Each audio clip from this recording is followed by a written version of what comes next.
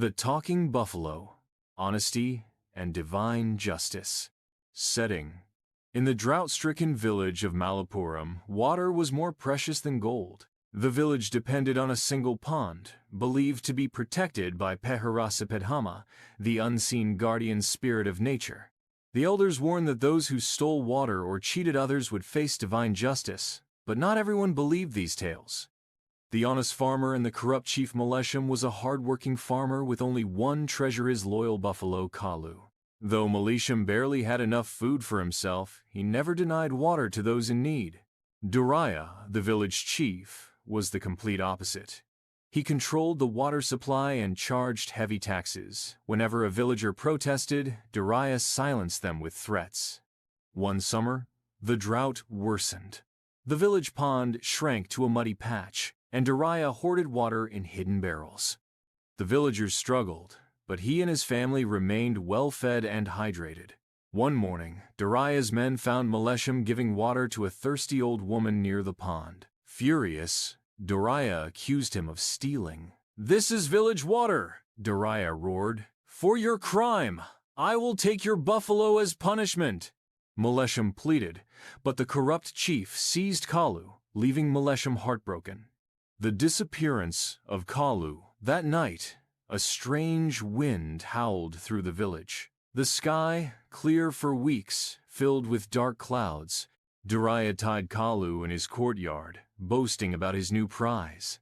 At midnight, his servants awoke to a chilling sound: the deep, guttural laugh of a buffalo. When they ran outside, Kalu was gone.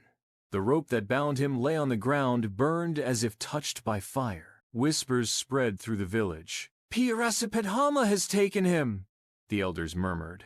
Duraya dismissed it, believing thieves had stolen the animal. He tightened his control over the water, raising taxes even higher.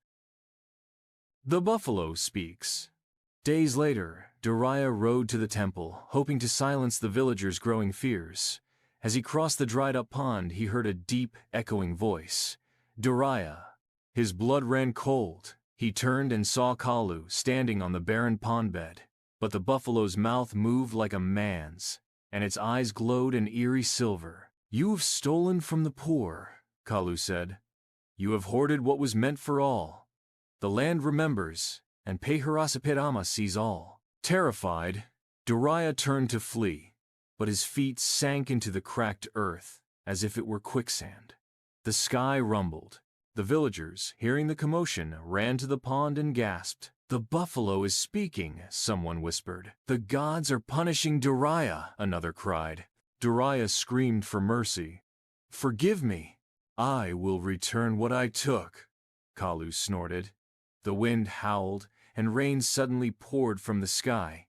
The villagers danced in joy as the pond filled again. The next day, Duraya, humbled and shivering, returned Kalu to Malesham and distributed his hidden water reserves.